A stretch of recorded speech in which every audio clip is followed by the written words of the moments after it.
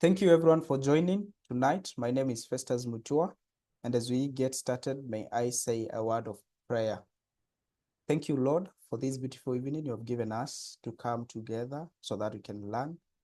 Almighty Father, we ask for your leadership. We ask for your guidance for this webinar, Almighty Father, and speak your blessings upon our speaker tonight, Almighty Father. May you continue enriching him with wisdom, Almighty Father. And tonight, may you give him the generosity to share his wisdom with us, Almighty Father. And from whatever he's going to share, may we all learn and take these insights and put them into practicality in our lives, Almighty Lord, for your honor and glory. We ask for your leadership and guidance. And this is our prayer in Jesus' name. Amen. So thank you everyone for joining us tonight. My name is Festus Mutua. I work at JCVs. I'm the HR and admin lead. So briefly, before we get into the conversation, tonight's conversation, our speaker is already here, Mr. Owen Mugesi. This webinar has been brought to us by JCVs, and JCVs is a HR consulting firm that provides a number of services targeted to enhancing job applicants' professional branding and employability. We are located here in Nairobi, Kenya, and our services include the following: ATS optimized CV and cover letter writing, job application support, LinkedIn optimization, recruitment services. We do as well offer interview and career coaching, and HR consultancy services at large. Our contacts are displayed on the screen as well. If you'd like to reach out to us for any of these services, you can use the contacts displayed on the screen. This webinar as well has been, here are our core values.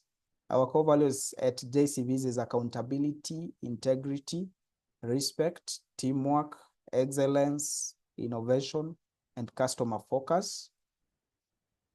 So tonight's webinar has been brought to us by JCVs in partnership with the Impact team and Esther Katiba, Conversations with Esther Katiba. So Conversations with Esther Katiba always have webinars of the same every Thursday from 7 to 8 p.m. East African time. Impact team is a team of professionals whose core purpose is to drive mentorship initiatives. So if you would like as well to join the Impact team, you can contact JCVs because JCVs is part of Impact team as well. So tonight's conversation is on job shadowing, gaining insights into your desired career. We shall explore the benefits of job shadowing and how to find opportunities. So I know every one of us have a career. Let's mute yourself. So I know every one of us do have a career they would like to explore, maybe a company they would like to work for. So through job shadowing, this can be a strategy which can land you into that field you are eyeing or that organization you are eyeing. And that's why tonight we have one of the best people who can talk about job shadowing, because this has been a strategy. From a personal level, I do know Owen Mugesi, and this is a strategy he has employed to target different positions and different organizations. Maybe if he wishes to share the story with us, well and good, I'll be happy as well to be here again with us as we draw some facts and proven principles of job shadowing from him. Owen Mugesi. Hi, Festus. Hi, how are you? Good. So you can hear me? Yes, we can hear. Welcome. Okay, thank you very much for having me here. It's been a while. I know I've been very stubborn, but yeah, finally it has happened. So I'm grateful to be here. I'm happy to be able to share. If we have time, I'll share my story and help people grow. That's my main focus, to help people grow from one point to another, because someone helped me at some point, and at some point I had to grow myself. So I just like passing it on. So basically, as an intro, so my name is Owen Mugesi. I'm a HR professional. I've been in various I've worked in various industries across the country, let me say so. So I have vast experience in HR, and I like sharing. And one thing that I love doing is building the young people. So that's why I work very closely to Festus and also JCV CEO, Mr. J. Walemba. And we do a few things together, including being part of iTeam. So this is something that has helped a few people in growing their career, and also it helps us improving us in being mentors. So I'm a HR and I'm a mentor. That's what I can say in a nutshell about myself. So we can dive into today's conversation of job shadowing. So let me just share my screen.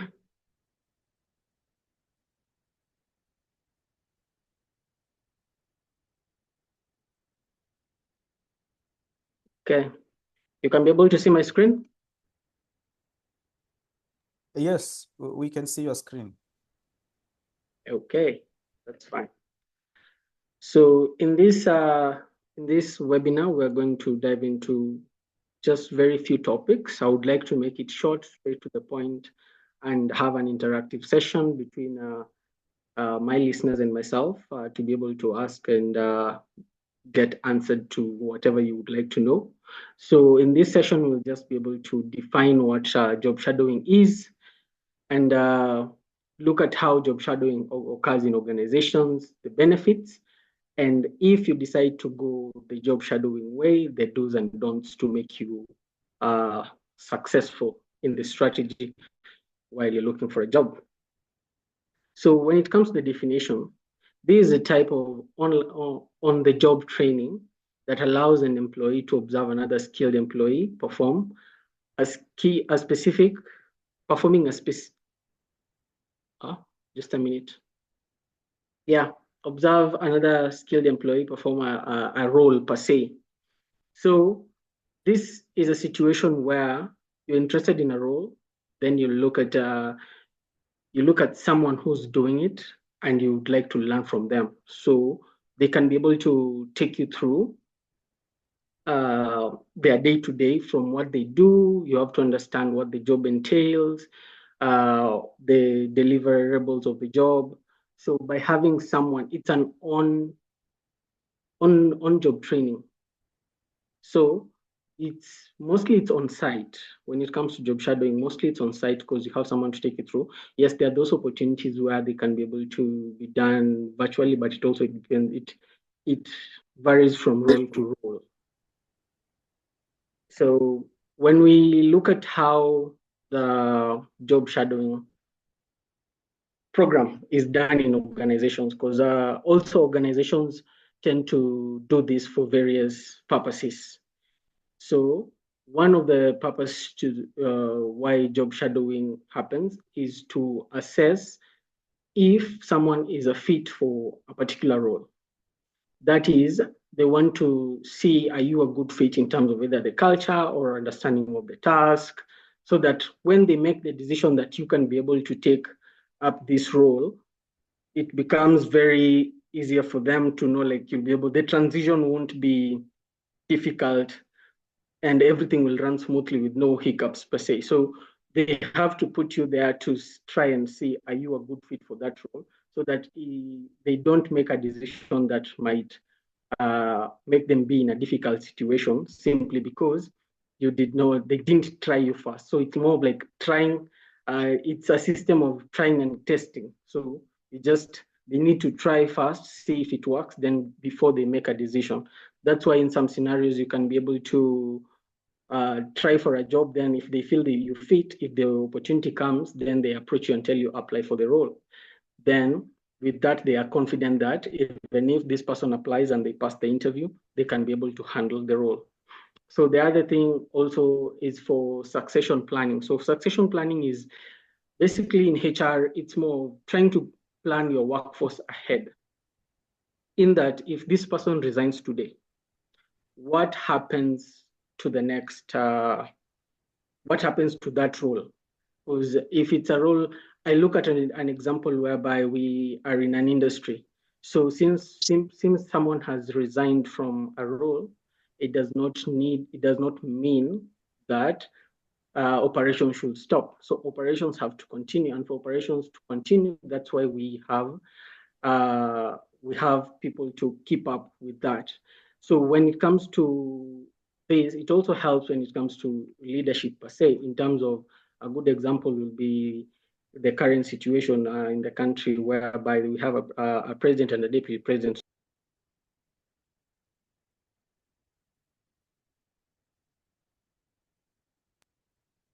Can you hear me? Yes, we can hear you. Okay. So when in that scenario where you have an assistant, that assistant is the one shadowing you per se in case you're not there. So this enables a smooth transition in case of anything. The other thing is when it comes to succession planning, it helps build leaders for the future. We might be planning for you to take up this role 3 years from now, but we need you to start training now. So you start shadowing some roles here and there for you to just have an understanding. So by the time it gets to that point, succession planning becomes very, very smooth. So it works very well when it comes to leadership positions in organizations. So the other thing why they introduce this program in an organization is for boosting productivity. So some employees might feel they are not very productive because they are used to having a routine of doing their own job. So at some point, everyone gets bored of doing the same thing every day. And now job shadowing comes in now in terms of when they introduce, you can be able to learn this, you can be able to be trained on this and this, but they have to be areas that those people are interested in so that they can be able to gain some knowledge and new skills that can either help them in the organization or beyond the organization. So the other reason why job shadowing comes in is understanding the organization. Now, when understanding the organization, this one mostly applies when you're joining the organization most of the time, so that you can be able to just understand and know how operations are. And if an employee is already, if someone is already employed in the organization, it's just more of enhance their knowledge about the organization and the other different departments that they interact with on daily basis, so that they know where their roles kind of intertwine and how they can be able to assist each other at one point or another. So this gives someone an overhaul of an organization, and all of you can be able to work towards the same goal through the collaboration that you have. Because if we are not understanding the organization, it becomes very hard for us to move towards one direction. Now, the other reasons as to why the program is put in place is because for tailored trainings. So tailored trainings are more structured and specific trainings for a certain skill. So by matching the participants with experienced employees, the organization can be able to create a customized learning experience that focuses on specific tasks and competencies. This will enable someone to have an in-depth understanding of a role or how something is supposed to happen that entails their their day-to-day per se. So this hands-on approach helps employees acquire the skill they need to succeed in their role. So this gives them an upper hand, something that they didn't know or something that something new that has been introduced. You find that you can be able to organize a tailored training. This comes under learning and development in most organizations. And that's how it will also help in terms of when it comes to succession planning, in terms of understanding someone's strengths and weaknesses in a certain role. So these trainings help a lot. Now, when it comes to the other last thing is career exploration. Now, in organizations, you find that someone might decide to to move from one career to another. For example, you're in HR, you want to move to marketing. You are in procurement, you want to move to sales. So you find that where an organization can be able to provide an environment where someone can be able to try and see, is it something that I can fit? Because these scenarios come in where you find that you went to school and studied engineering, but you have an interest in marketing. So you find that this is where an organization provides a platform where you can be able to go shadow someone, understand the role, and if you're more interested in that department, you'll be able to move when a role comes up. So these are the scenarios where organizations tend to implement this shadowing program to assist them in continuity. Basically, all this, how to sum them up, is to assist in continuity, productivity of an employee, and also being competitive in the market, because also all organizations want to be better than the other within each industry. So all this combined help an organization get to that point and be the best in the ranks in the industry.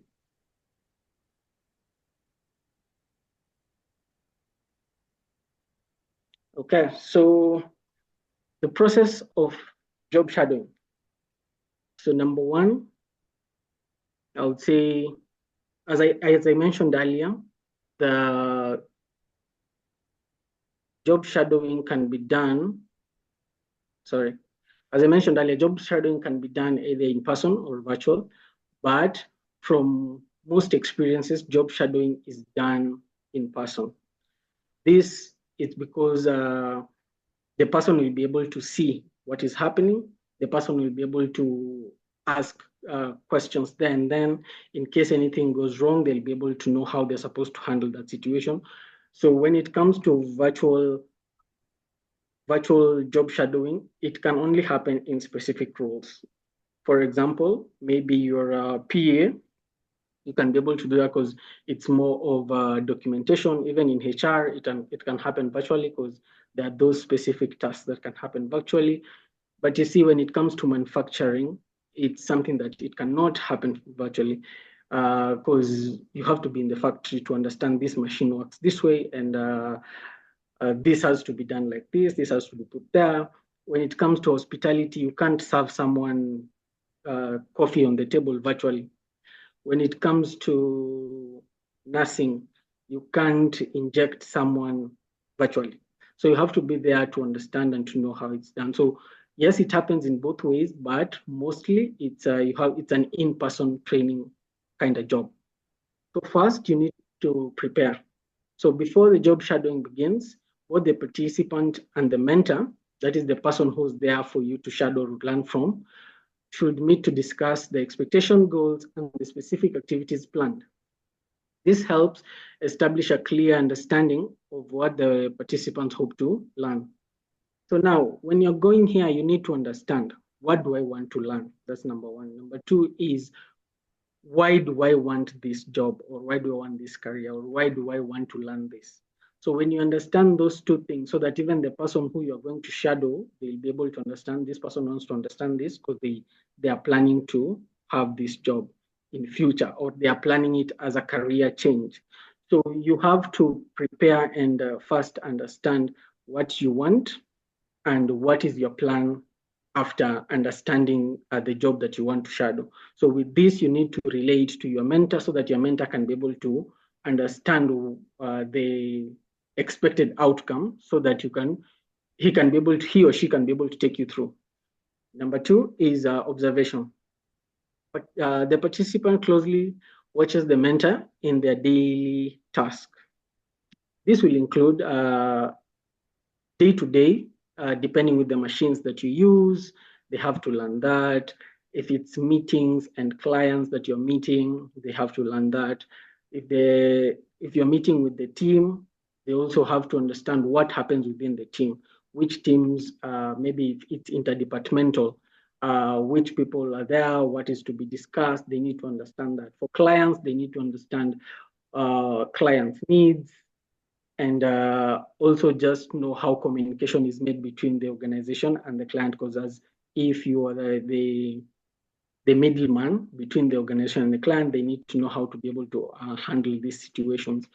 With the fact that communication will be done, different tools will be used, and also maybe internally there are other different tools that are being used. So the person has to have an overhaul of all these so that they can know how the task goes on day to day. Number three is engagement and briefings. So regular check-ins. Regular check-ins are essential throughout the shadowing experience. This is very true because the mentor has to know, might you be having a problem from this point to this point that you've learned, or you have questions you need to ask at some point to understand something, or something happened quite fast and you are not able to ask at that time because maybe it was urgent and things were running so fast, because sometimes organization things run so fast and have to be done urgently.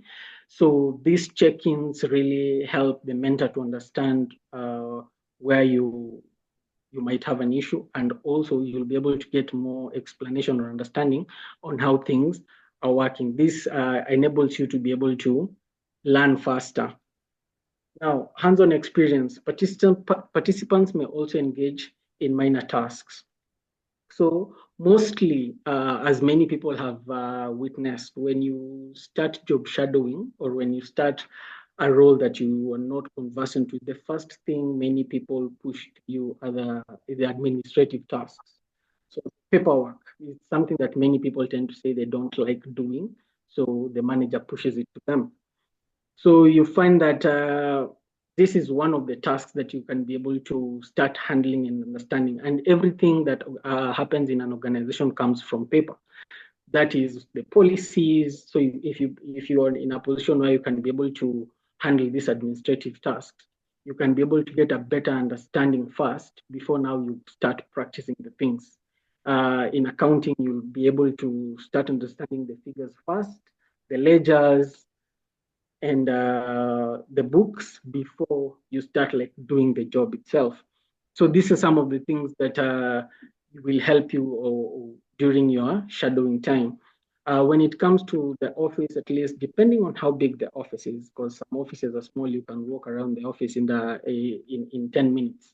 And there are those places where it's quite huge, where you can take 2 or 3 days to understand the overhaul of the entire office, where some things are kept and all that.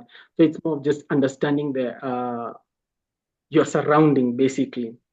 So that really helps in the shadowing, because you might find that you're working in this office from this time to this time, then from this other time you'll be moving to this one to do a different task, but pertaining the same role. So that really assists you to understand a role better. Reviewing materials. Participants may review relevant project documents, reports, or work materials. This helps them to understand and know what is expected at the end of the day. So now this is, as I mentioned earlier, that the materials that you can be able to get while you're doing the administrative tasks.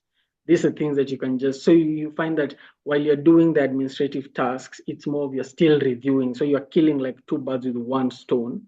So it is more of just like you're revising to see, okay, these are the books, this is what's happening in accounting, this is what is needed. So by the time you come to be told that this is what is expected of you, or this is what you're supposed to be doing, at least you have a background of this is what I saw, this is how the books are, this is how I'm supposed to keep it, and this is how the results should be at the end of the day if I'm to do the tasks. Then lastly, feedback and reflection. So this is one time where after you've done the job, basically you have to sit and reflect. That can be at the end of the day or at the end of the period where you are doing the shadowing. So you can be able to just sit and reflect and compare the feedback that you have gotten, and also look at what you have learned through the process. which this can also be able to help in your experience, whereby you can be able to be better at what you're doing if you are shadowing something in your field, or it now gives you now that option of career change. Do you like it? Is it something you'd like to try? So during this period, you look at the feedback that you've gotten from the people that you were shadowing, and now reflect, like, what have you learned? What can you do better if you get the same opportunity? So that is the process of job shadowing, basically. Moving to the next is, how do you identify job shadowing opportunities? Sometimes I say these opportunities come, but people don't see. And sometimes you find that if you're in a good organization, they'll approach you to assist. So it really depends at what point this situation gets you. So one, choose a field that interests you. I can't go to job shadow sales and I have no interest in sales. It does not work. You can job shadow, yes, but you'll struggle because your mind is not there, your heart is not there, your will is not there, so you'll struggle. But if someone like me, I'm told I need to shadow someone in operations, in procurement, in HR, those are fields that I like a lot. So I wouldn't struggle and I'll be interested to learn more. So this, you have to know what you're interested in first.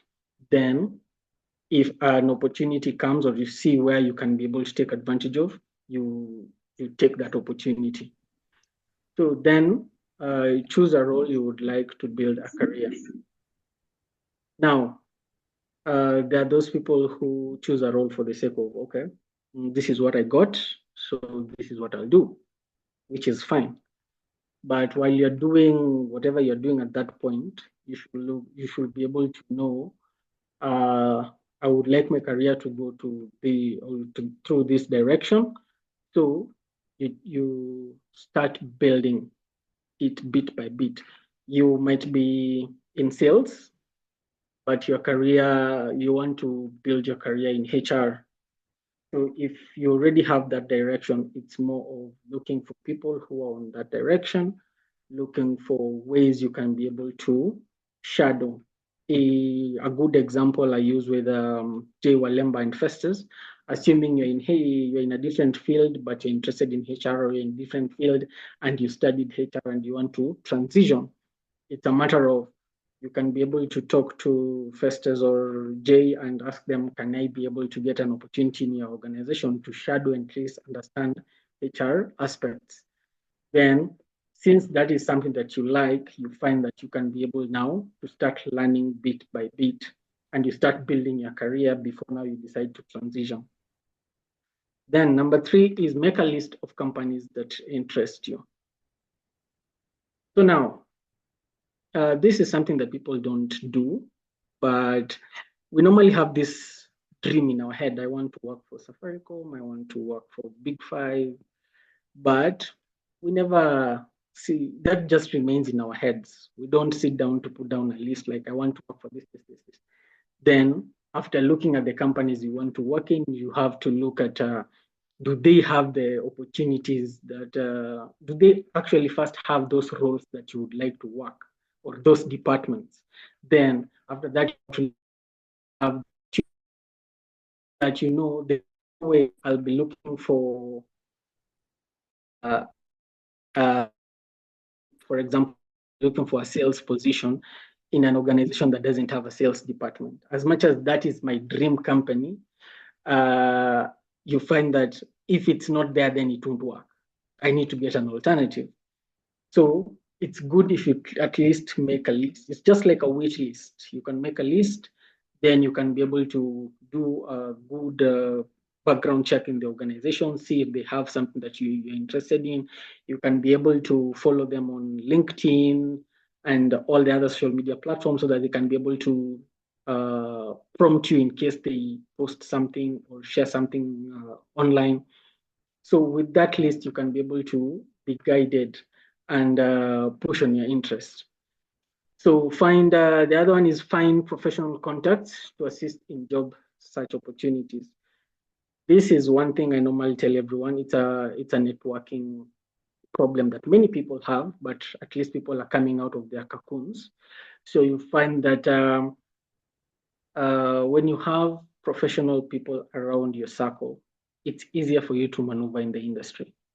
So you find that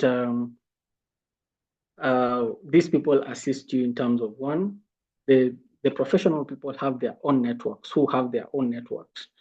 And in case you're looking for an opportunity, you can communicate to them. In case you're looking for a mentor, they can be able to advise. And with that, you can be able to grow in the profession you want or the career that you want. So, because you'll have people around you that will be guiding you day by day as you move on. Then, draft formal requests to organizations you would like to work for. So now that comes back to the list. Now, when you have that list and you've done a background on them and you've seen the departments they have or the opportunities they have, you can just reach out to them. On LinkedIn, you can look at the people working in the organization and reach out to them and see if it's an opportunity. You can be able to get an opportunity to shadow, or you can formally just write to them directly requesting for opportunity to shadow. Because now these opportunities come in terms of volunteership or maybe internship. So you also need to just check along and see if these opportunities are there, because people start from there and sometimes they end up getting this job. You can be a volunteer for 5 months, then by God's grace, an opportunity opens and you end up joining the organization. So you really have to keep contact with the organizations that you would really like to work for, so that in case of anything, at least you've put in an interest, they've seen, they can consider you for a volunteer position. Then you start to shadow from there, and God willing, it ends up as an opportunity. So benefits for job shadowing. So one, career suitability. Helps individuals determine if a career field aligns with their skills and interests. This is where I told you it's more of you're trying to see. They try, you see, do I really love this thing before I decide to make a transition? Or do I like this thing before I put all my energy and investment in it? So you try it first, then you say, suitability, and it works both ways. It works for you as an individual, and it also works for an organization. Networking, I've just discussed about trying to find the right people in your circle. Facilitate the development of professional contacts that can be valuable during job searches. These are the Festus of this world, the J. Walembas of this world, Esther Katibas of this world. They are the people who you connect with, and they can be able to give you insights of different organizations, insights of different careers, and advice as you move from one point to another. Skill development. So provides hands-on experience to learn new skills or redefine existing ones. Now, this is where you want to improve yourself. Assuming I'm in accounts and I'm an accounts assistant, so I want to learn some. So you see, in organizations, there are those limits where your work gets to some point, then you pass it on to this other person to do this task, then you pass it on to this other. So you find job shadowing works in that. As an assistant, you get to where you're handling petty cash only, receipts. You handle receipts and compile. As an accountant, you find that at this point is where you process the petty cash. So if you shadow this accountant as an assistant, if you shadow the accountant who will be able to show you how to process the petty cash, that is improving yourself in your own field, whereby you decide as an accountant, I want to understand what HR does. You find that now when you go to HR, you'll be learning a new skill. So that is how job shadowing works, and it helps you be able to develop skill. Daily responsibilities offer insight into the everyday task and responsibilities of a job. This is now where the day-to-day practice comes in. You come in the morning, you know this is the process, we do this, we move this here, we plan this, we write this. So the day-to-day helps you to understand the responsibilities of a task. Technical proficiency, familiarize participants with specific software and tools required for the role. So you find some roles will require some software, like in accounting. There are various softwares that you use to help your day-to-day work. So this really helps. So even when it comes to things like even HR, there are those specific software that help you in your day-to-day, even in procurement. So you have to familiarize yourself with this so that you can be able to handle these tasks. So company culture, enhance understanding of the organizational culture and work environment. This helps you, job shadowing helps you to understand the organization more in the aspect of when assuming you're joining an organization. So if you manage to have a touch of HR, have a touch of procurement, have a touch of accounting, have a touch of marketing, it gives you an all-rounded perspective of the organization and its culture. So that means you can be able to fit in easily and be able to settle at your work quite well. So just understanding these different perspectives, it gives you a way of knowing how am I supposed to handle myself in an organization, depending on how things are running. So then professional networking, as I mentioned earlier, this is something very, very important. So you need to connect with professionals and colleagues within the organization to give you more insights, because I normally say no one knows everything. So you can be in the same department as an accountant, but your colleague knows something that you don't know, and you know something that they don't know. So the more you connect, you can be able to learn a lot from each other. As for the outside world, you can be able to get a lot of insights of how things are running within your career per se, in terms of if company A in hospitality and you're an accountant there and you have a friend there, and you're in company B, which is in manufacturing. These are two places that run differently, but if you manage to connect and engage, you'll find that you can be able to get different insights in terms of accounting that maybe you didn't know how organizations work out here. So job opportunities. Now, when you do job shadowing, it provides good opportunities for you, basically, because it shows that you're someone who's willing to learn. You're someone who's willing to go the extra mile. So it gives you an advantage. And now you find that the only way of getting this opportunity is not unless it's an internal structure whereby you're doing it within the organization.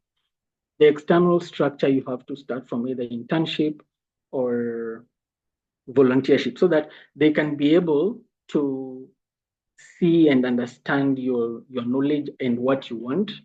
And if you fit, then you can be able to get these opportunities. So through job shadowing, you can be able to get opportunities, but mostly it works internally, because internally they have the succession plan per se. So you find that internally job shadowing works very well. Externally, you might struggle, because also there come the things of like conflict of interest. Because if you're in company A and it's a hospital, and you're going for job shadowing in company B, which is also a hospital, you find like now conflict of interest might come in, which becomes a different thing. So job shadowing is these opportunities, yes, they are there, even if you're starting your career, yes, but you also need to just know how to to work around them so that it does not have an issue in between. But yes, opportunities are there. For these ones, it provides new skills for you, and you'll be able to learn something different. So industry exposure provides valuable exposure to a particular industry helps participants understand its dynamics and challenges. That is very true, because now imagine in a situation where you've been able to understand 4 departments in the organization. Now you find that you have an overhaul of that organization and how everything operates and at what point.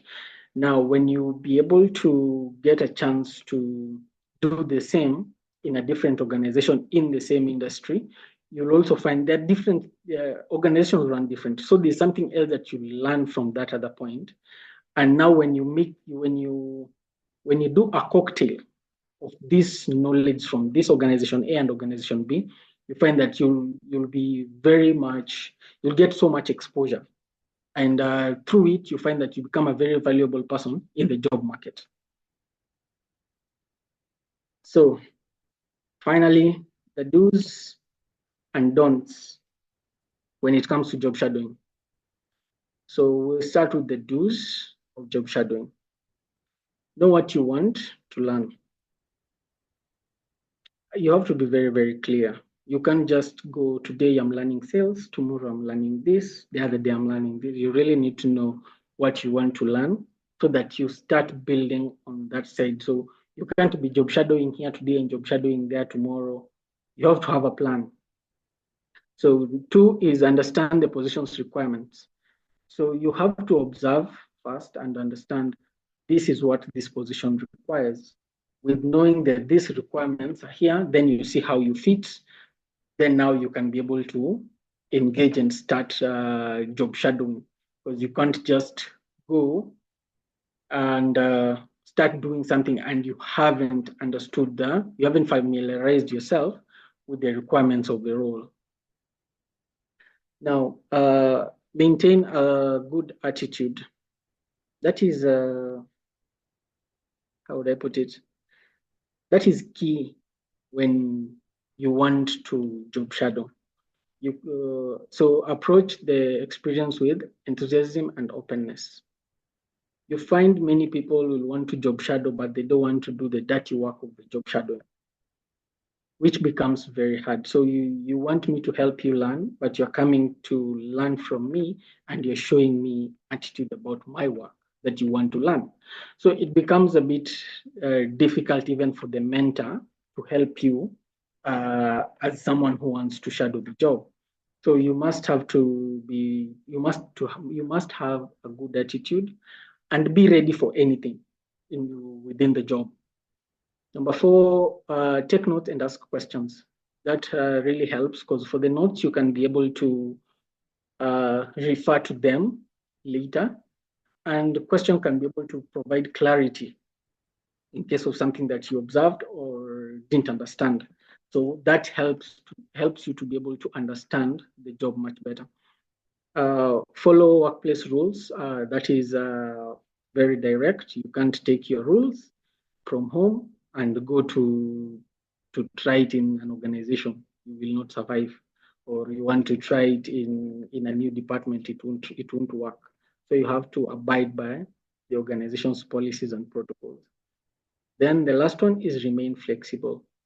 Be open to changes in the schedule or activities. Now, there are those people who feel, I'm shadowing as an accountant. If I'm not seated in a computer and doing figures things, I'm not doing that. There are those people who even go ahead and say that is not my job. So now when it comes to job shadowing, you don't have a choice to choose. You have to be flexible. This is what needs to be happen at this point. You need to assist. You need to be a team player, basically. Because if you're not a team player, you can't fit in the team. You can't be chosen. So you'll shadow, yes, but if there comes an opportunity, you won't be able to get it. So sometimes you need to know when to be flexible, when to play by the rules, and this can enable you to just earn some points in the job shadowing process, so that at least when the opportunity is there, you can be considered from a positive perspective. Now, don'ts of job shadowing. Don't enter the position without research. Avoid starting the shadowing experience without background knowledge of the role. This is where it's like when you go to an interview, then they ask you, what's your understanding of this role? Then my guy didn't do the research. Then now you're there fumbling. So it's the same concept. You can, if I am to mentor you or help you understand my role so that you can be able to take it up in future, you need to be able to do enough research so that you can be able to, like when you ask a question, can be able to give an even just an overview of the role and what you understand on the expectations of the role. Number two is don't use your phone while shadowing. Now, this by use of phone, it means you're not you won't be focused on what you're being taught. It's more of a distraction, and no one wants to take you through their job because they're also taking their time to show you through, and you're just there distracted. And at the end of the day, you won't gain, and they won't gain. Also, an organization wouldn't want to invest in job shadowing, even if it's for future purposes, to someone who's not attentive or doesn't give, how would I put it, doesn't keep up with the rules. So it becomes, when you're having a very distracted person, that means there's very little output you'll get from the person. So during this time, it's more, you have to be focused and try as much as possible not to use your phone, not unless it's an emergency. Number three, don't assume you know everything. Keep an open mind and be willing to learn. So as I said earlier, no one knows everything. You might know something that this other person doesn't know, and they might know something that you don't know. So it's more just the more you engage with the person who's teaching you, you'll be able to learn. But the more the time you show them that you know more than them, they'll stop. Then they let you continue knowing. That means your shadowing period is already done before it even starts. So giving you a limited time to redeem yourself to even get an opportunity. So number four, don't forget to send a thank you note. This is very important because someone will know that you appreciate the fact that they took their time to take you through their work. So as human beings, there's just that good feeling that, by the way, this person appreciated I took my time to take them through this and this and that.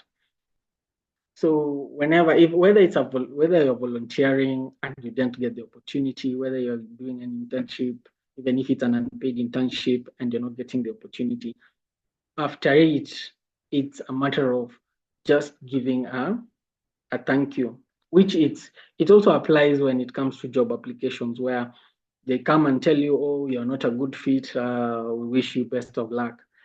Very many people don't respond to that email, but you might find the one person who might just take time and respond a positive way to that email, that person might be considered for a future role simply because the courtesy that the person has given. It's not that the person might be qualified, yes, but maybe they might be overqualified and they cannot explain all that to you. So they tell you just to get the role. But that response alone might give you a better chance to fight later. Then the last one is don't leave your position without asking about other opportunities. This is where you find that someone decides to leave. And because you see, when you just decide to leave and okay, you come, this is nice, you want a recommendation, okay, go, and you go. You find that sometimes they would like to see, are you really interested in the organization? So if you don't show that interest of asking, do you have opportunities? How can I get an opportunity? How often do you advertise for opportunities? If you don't ask these questions, they will generally assume that you are not interested. So you just came to shadow and learn a specific skill and now you're done and you're out.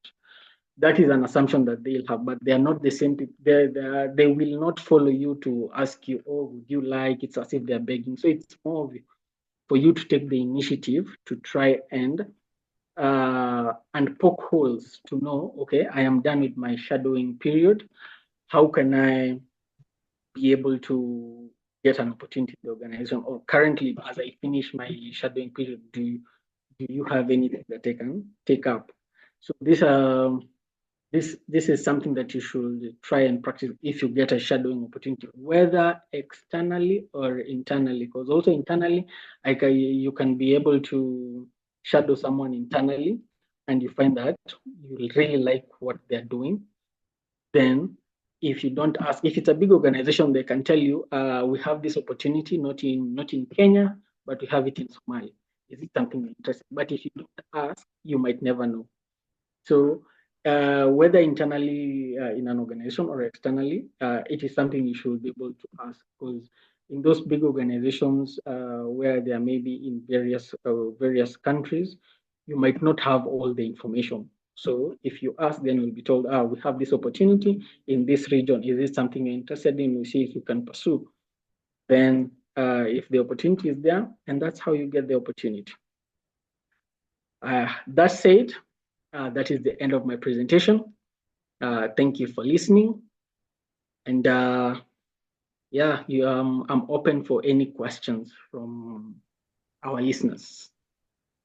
Thank you very much, Owen, for such an elaborate and insightful presentation. I've learned a lot personally, and from the chat box, I can see we are learning. I have a number of questions, so we can take them in the next 4 minutes. Okay. We have a question from Vena. She's asking, should you include your job shadowing or on-job training experience on your CV? Yes, you should, because it gives you an edge. You'll find that if you've shadowed as an accountant, let me give an example. As an accountant, you've shadowed for your boss while they were on maternity per se. So you find that gives you an upper hand when you're looking for an accountant job. So when you're looking for a job that is higher than what you're having, that shadowing really covers it up. So yes, you don't make your CV to be very long, but you can include that experience to just show you have an understanding of this role and you've handled it for this period of time. Thank you. And I think that responds to the other question I had seen from her concerning career change. Is it okay to apply for a position in company B, whereas you had worked in company F for a different position and shadowed there? So I think once you have included the experience, the shadowing experience at company A, you can use that CV to apply for a role in company B. From an HR perspective, Exactly. Mr. Owen, there's a question here from Regina.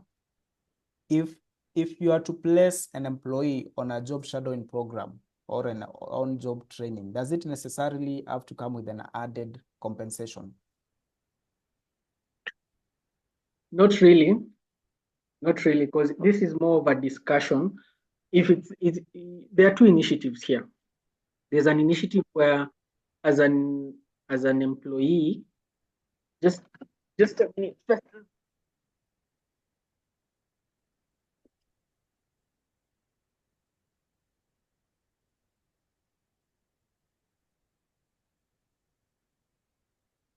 Just a minute.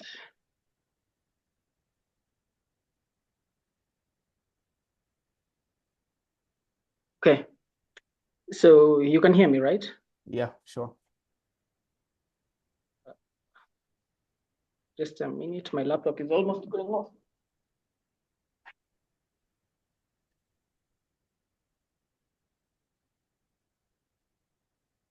Okay. So I was saying it happens in two perspectives, whereby if an organization initiates it, depends on how you initiate it. It's not an entitlement to give you compensation, because sometimes it's a cover. In all job descriptions, you tend to have that clause of you can do any other job really given to you by your supervisor. There's that normally at the end of your JD. So you find that if you're covering for someone for a month, then you do not need, it's a discussion between you and your organization to just tell you that we are doing we are doing, this is happening, so we would like you to shadow. But there are those instances that, yes, they are very straight and they tell you you'll shadow for this and you'll get a compensation of this in terms of percentage. That is when the organization approaches you. But if you approach the organization, just know it's more of your volunteering. So you can't go to ask to volunteer and also say that you want to be paid. Thank you very much. And the last question is on confidentiality. And I think that one has been well responded to in the presentation. It's good to follow the policies and procedures of the organization as you job shadow. So I think that's well responded to. Thank you very much, Mr. Owen Mugesi, for joining us and for sharing insights on job shadowing with us. And thank you everyone for joining tonight. I was very pleased to have you all here as your host. See you again on Thursday, same time, same place for a different conversation. Let's enhance our employability. Let's enhance our skills to storm the job market. So thank you everyone and have yourselves a lovely night. See you again on Thursday.